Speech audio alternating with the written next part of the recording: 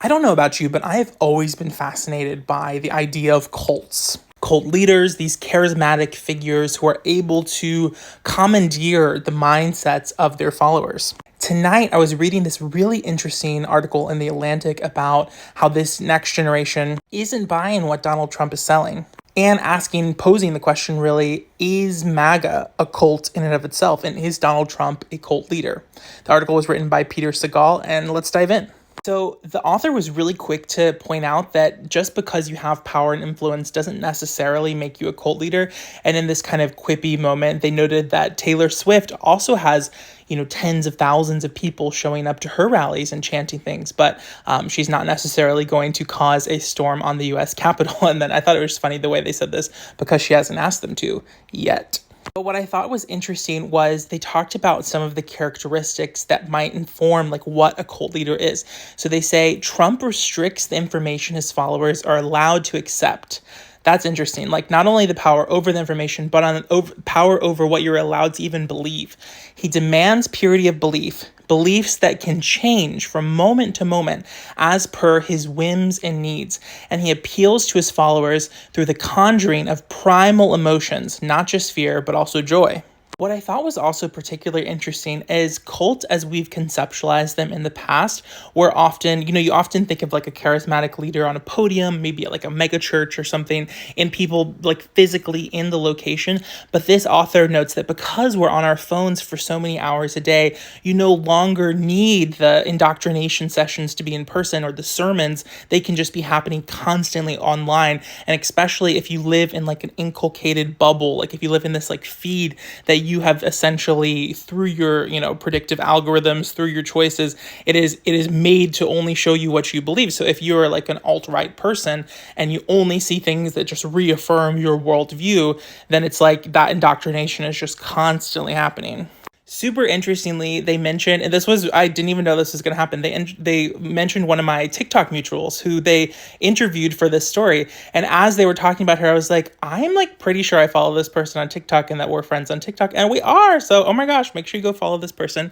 I thought that their insights were really fascinating too, because they shared their story of growing up in a cult and sort of the things that you can look out for to understand about how cults are messaged out to the public. I also really liked this quote from her where she said, it's possible as well, she thinks, that many formerly avid followers of Trump are themselves just quiet quitting in a way. They stop posting Facebook memes, they put away the MAGA hat, they get back into cooking or sports or whatever it was that interested them before Trump. As said, it's tough to admit that you've been conned, so they don't publicly denounce their former beliefs unless, of course, they're trying to get a lighter sentence. Consider the ragged smattering of followers who've appeared at Trump's various arraignments, the desultory showings at his recent rallies, stumbling over my words, and the smaller and sadder group of loyalists who attend him at Mar-a-Lago.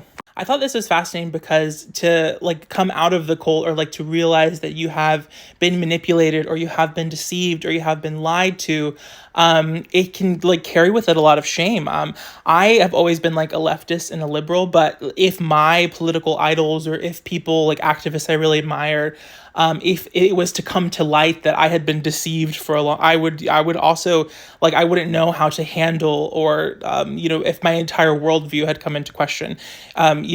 It's very easy when you're on the side that I imagine a lot of my followers are on and that I'm on, which is the far left, to, see that the other side is just completely insane.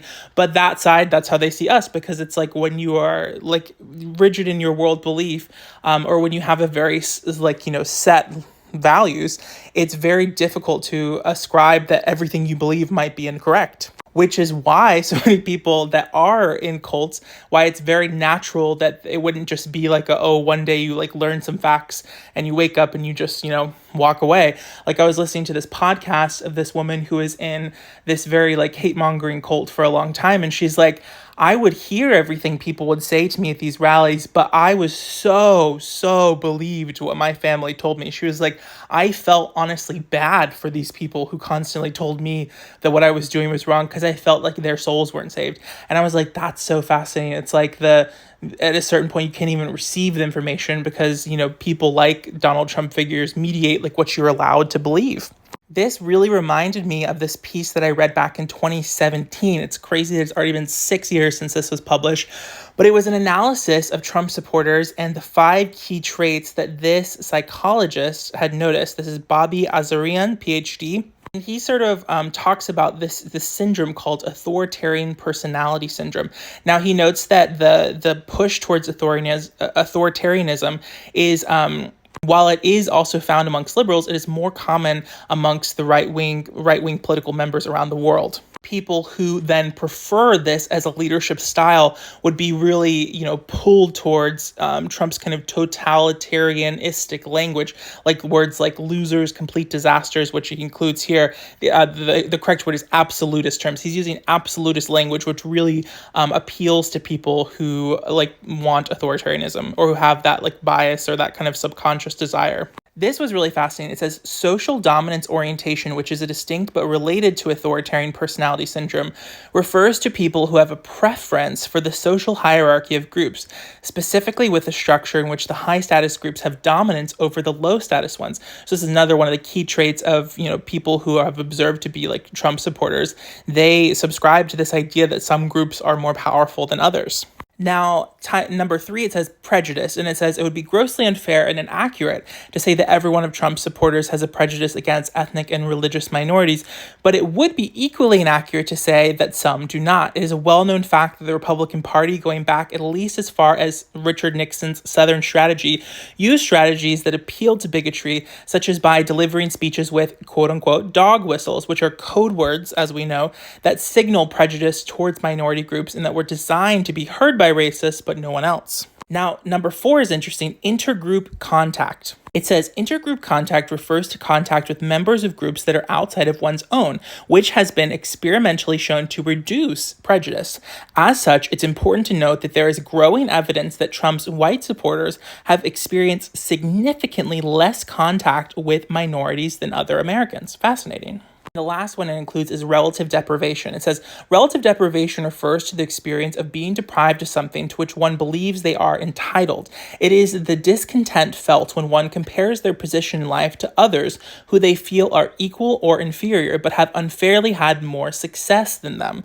Common explanations for Trump's popularity among non-bigoted voters involve economics. There is no doubt that some Trump supporters are simply angry that American jobs are being lost to Mexico and China, which is certainly understandable, although these loyalists often ignore the fact that some of these careers may be lost due to the accelerating pace of automation.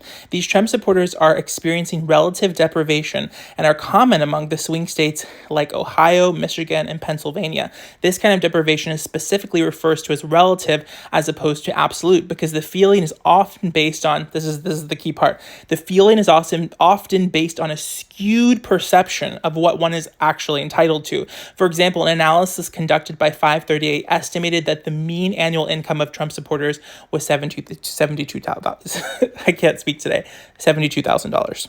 I'm almost out of time, but go read this piece in Psychology Today. Go check out this piece that was just published in The Atlantic. And if you're looking to learn more about cults in the very broad and abstract, there is this really, really great podcast called Sounds Like a Cult, hosted by Amanda Montell and Isa Medina, maybe. I've listened to a few episodes of this, and I can vouch that it's really fascinating. The one I listened to, let me check. I listened to The Cult of Goop, and I think I also listened to Apple and Starbucks, but it's really interesting because it picks different companies, cultural phenomenons, figures who have cult-like followings, and it asks the question, is this a cult? Does it adhere to the characteristics? I believe that one of the hosts wrote a book that is, I think, called Sounds Like a Cult. But yes, definitely check this out. It's a really great podcast. My best friend recommended it to me, and I've been hooked. I've only listened to a few episodes, but the ones that I did listen to, I really loved. And I would just love to know your kind of thoughts in the comments about what you think the future of kind of support for Donald Trump looks like going forward, especially as these new indictments have been coming in. Do you think that people are kind of, as the article posits, wising up to the great deception, the big lie that they've been told repeatedly? I mean, let's look up how many lies Donald Trump said in office. It looks like the Washington Post noted that Trump's falsehoods or misleading claims totaled 30,573 over the course of 4 years.